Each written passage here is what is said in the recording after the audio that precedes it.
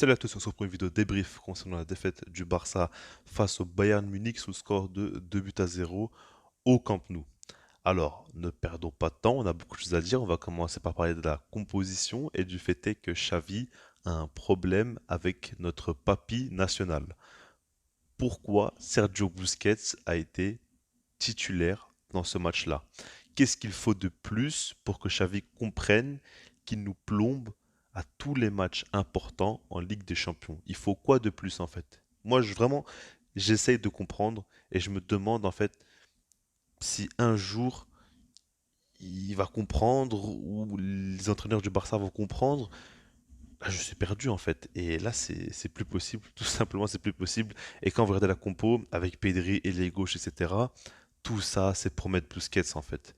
Le truc, c'est qu'il voulait à tout prix mettre Papi titulaire. Ben, on a bien vu, hein, il a été excellent. Il a sorti une masterclass, MVP comme à son habitude. Il a fait un très grand match, honnêtement. Merci Sergio Busquets.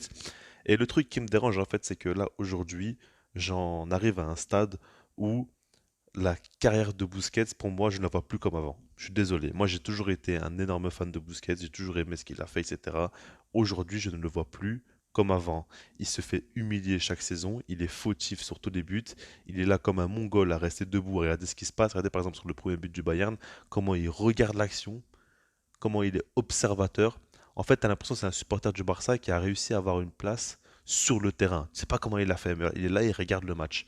Ce qu'il fait, n'importe qui d'entre vous peut le faire. Il faut arrêter de me parler des qualités techniques ou je ne sais quoi. Il pue la merde. Ça, c'est des termes, moi je vous le dis. Il faut arrêter avec Papi. Mettez-le sur le banc, arrêtez de le faire jouer en Liga. C'est plus possible, je suis désolé, là je vais commencer à devenir violent parce que c'est plus possible. Moi je ne comprends pas pourquoi Xavi continue à lui faire confiance. En fait, il veut prouver quoi, Xavi?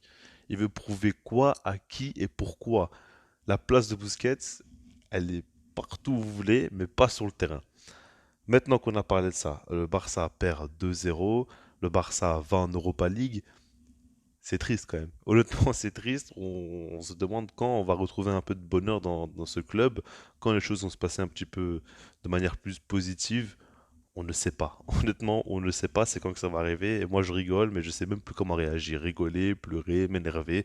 Honnêtement, j'arrive à un stade où je ne sais même plus comment réagir. Je sais même plus quoi faire. Le truc, c'est que je savais très bien qu'on allait passer en Europa League. Enfin, depuis le dernier match, j'avais compris que Victoria Pilsen n'est pas non plus un club très OP. Bon, peut-être un peu plus quand même que le Barça actuellement, mais pas non plus dingue. Mais de là, à perdre comme ça face au Bayern en se faisant humilier dans le jeu, parce que la première mi-temps, elle est cataclysmique hein, du Barça. On se fait humilier, on se fait tordre dans tous les sens. La seconde mi-temps, on revient un petit peu, mais bon, c'est pas top. Et puis Xavi, ses choix sont catastrophiques. Et puis, il attend maintenant ce match-là, quand on est éliminé, pour mettre enfin le double pivot Kessié De Jong. Avant le début de la saison, je vous le disais, ces deux-là en double pivot, ça peut être monstrueux.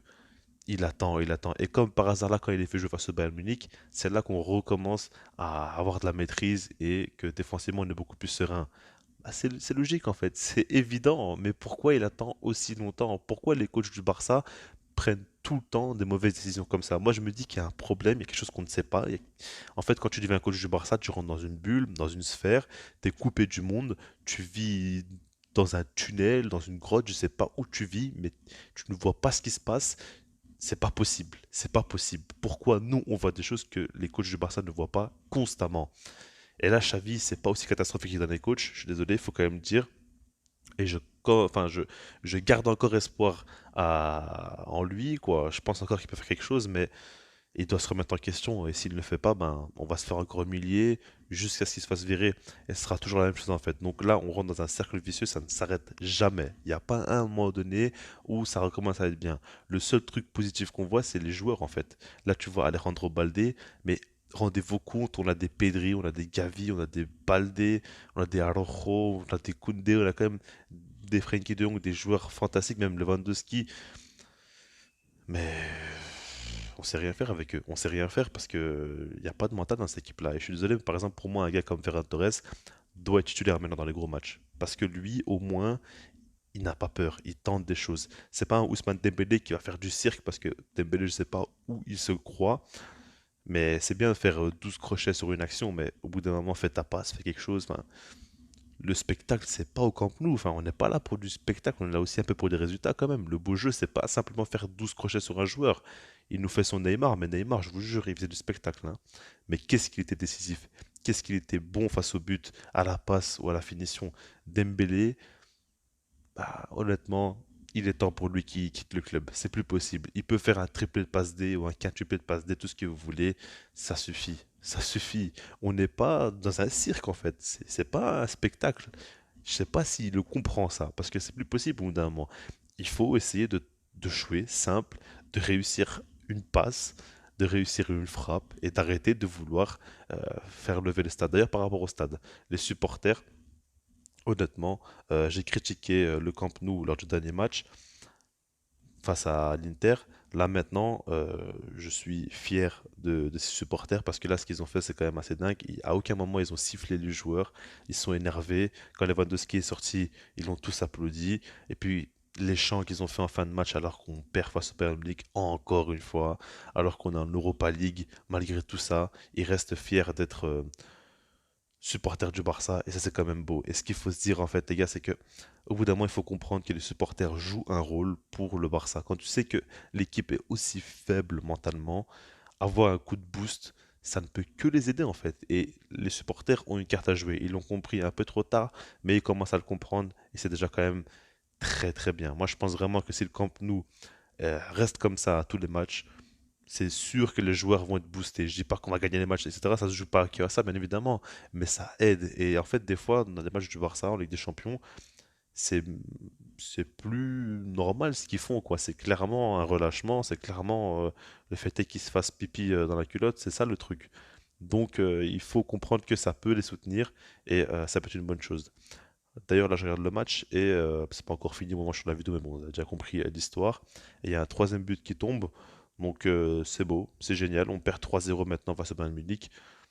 Ouais, pourquoi pas, hein. Écoutez, c'est Benjamin Pavard qui marque. C'est pas le plus grand des joueurs, mais en tout cas, il est plus grand que tous les joueurs du Barça à l'heure actuelle, et c'est ce qu'il faut se dire.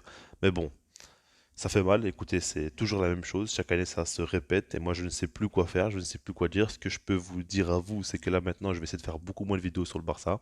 Je vais continuer bien évidemment, mais je vais essayer de me concentrer sur d'autres clubs. Il y a déjà une vidéo prévue sur Jude Bellingham qui sort dès demain. Oh, on va essayer de sortir de ça un petit peu parce que là c'est plus possible, ça me tue clairement le moral et ça m'impacte beaucoup trop en fait ce club et ça commence vraiment à me fatiguer. Bien sûr que je garde espoir au Barça, bien sûr que je vais rester supporter de ce club toute ma vie, ça va pas bouger. Je suis pas un traître non plus, mais il faut que je m'aère un petit peu l'esprit. C'est beaucoup trop en fait, c'est beaucoup trop. Donc moi je vous souhaite à vous tous bonne chance, bon courage pour la suite en tant que supporter du Barça. Pour supporter du Real ou quoi qu'il y a la vidéo, ben amusez-vous bien, moquez-vous. Honnêtement, on n'a rien à dire, on peut pas répondre en fait, on peut plus rien dire là. C'est fini, c'est ça qui me dérange aussi, c'est qu'aujourd'hui les supporters du Barça n'ont plus le droit à la parole, on peut plus rien dire. On s'est fait humilier par toutes les équipes de la Terre en fait. On a pris tous les scores possibles et imaginables. Que voulez-vous qu'on dise?